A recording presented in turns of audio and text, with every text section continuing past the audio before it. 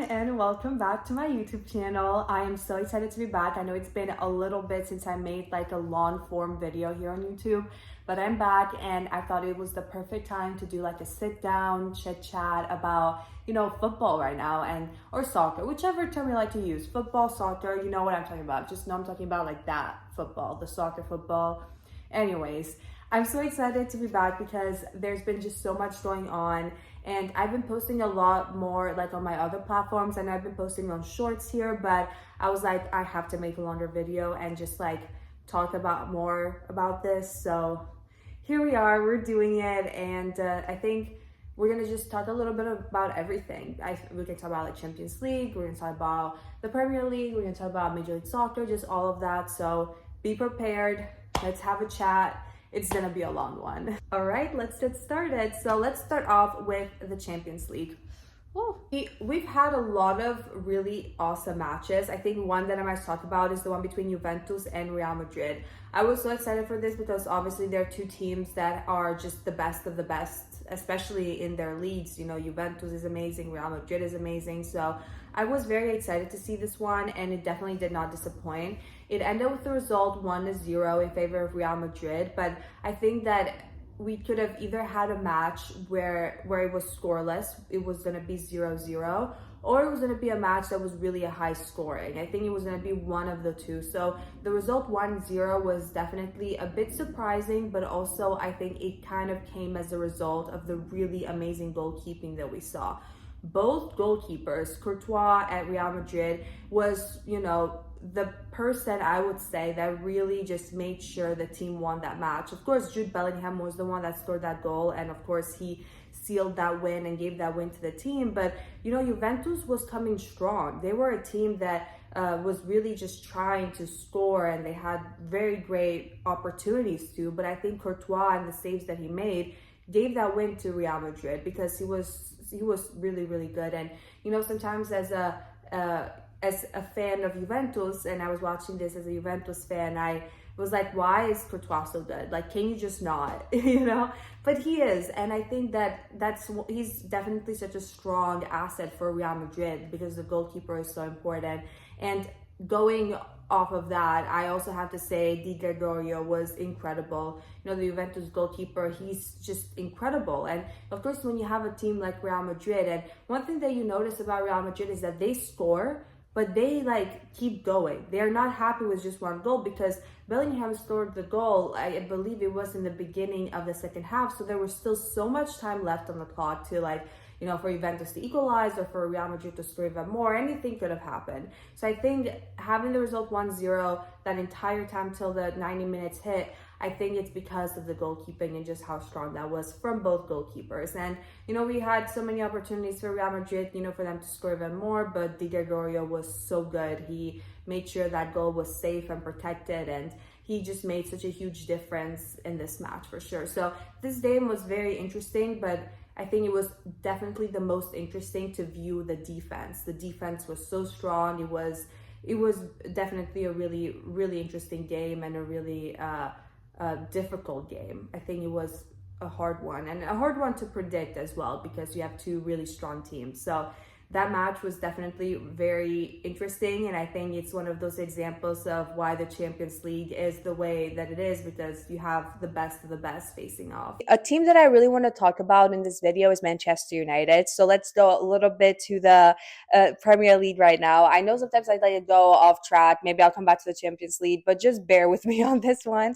But I want to talk a little bit about Manchester United because I am so proud of Man United. I think for the longest time, we've kind of just not understood what was happening with the team because, all the players at Manchester United are incredible. The club is historic and just one of the best clubs in the Premier League. So I think a lot of people weren't understanding what was happening with the team, and obviously that came as a huge disappointment, especially for United fans. It was such an incredible moment to see Manchester United beat Liverpool. Liverpool is the best in the Premier League right now. We can definitely say that.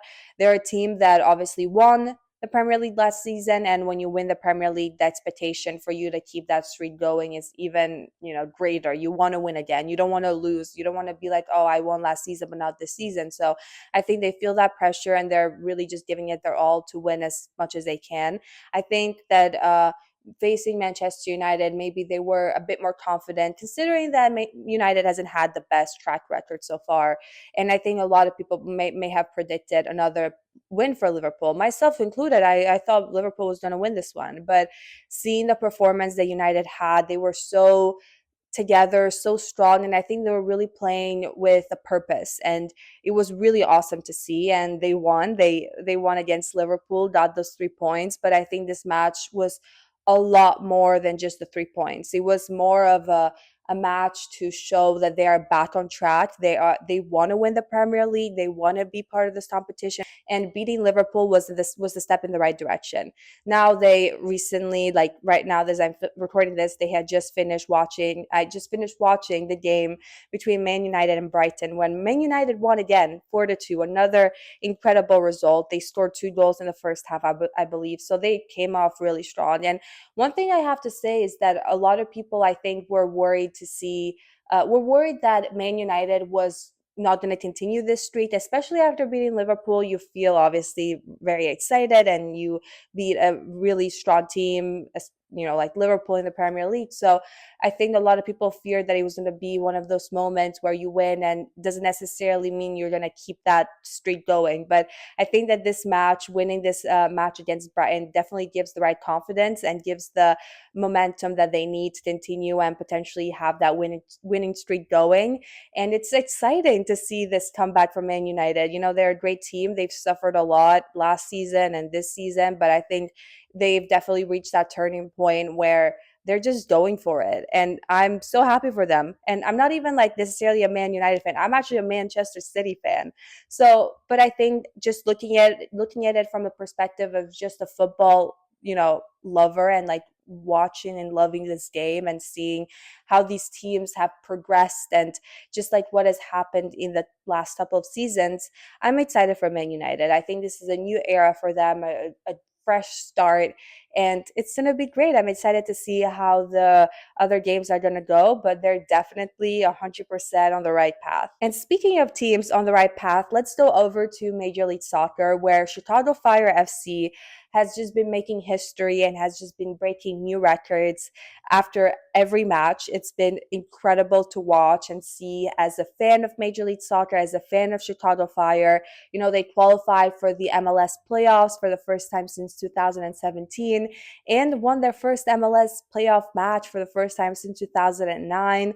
So this was just incredible to see. They were facing off Orlando City, and Orlando City is a really strong team, and this game had such high stakes because they were playing with it was a wild card match, so one of them had to win it, the other one would have to go. So I'm excited that the Fire brought such an incredible performance. I think that was one of my favorite matches that I've watched them play, and I've seen a lot of Chicago Fire matches in so far. So I'm so excited to see that they did so well in that match and they can move forward. And next they're gonna face Philadelphia Union. They're facing the Philadelphia Union, and Philadelphia is a really strong team, so I'm definitely a bit nervous about this game, but I have full faith in the Fire that they're going to just deliver and do so amazing because they've really just shown a new side of themselves this season. I think the mentorship and the guidance of Greg Berhalter has been so significant and so important, and it really shows just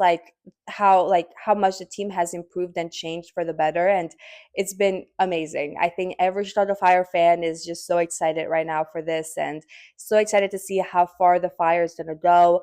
I I think they're going to go really far. I'm so excited for it. So, yeah, I'm excited for this new era of Chicago Fire. So, I must also talk a little bit about Inter Miami in the MLS because I think Inter Miami will always be a team that I just love watching and I always have a lot of support for, because I grew up watching a lot of the players that are now at Inter Miami when they play for Barcelona. So I kind of have to talk about it because, they're main part of why I love this sport. And it was awesome. Yesterday they played against Nashville. They won. We had 2 goals from Messi, which was really cool to see. You know, that header from Messi. I was like, okay, that was cool. But it's really great to see them, of course, in the MLS playoffs as well, because, you know, we have a couple of players that are retiring. So it's definitely really sad. So happy that Messi extended his contract till 2028 for Inter Miami, because I think one of the main reasons for that is, of course, because I want to keep watching Messi play, and it's not easy for players like, for example, Messi and Ronaldo to just retire. You know, I think they just want to keep playing just as much as they possibly can. And I'm also excited because I've never seen Messi play live before. Of course, I've seen many matches of his, but never like in person at the stadium. So this gives me some time to actually watch a match of Messi. So till 2028, I'm gonna obviously try my best to watch as many matches that Messi plays live.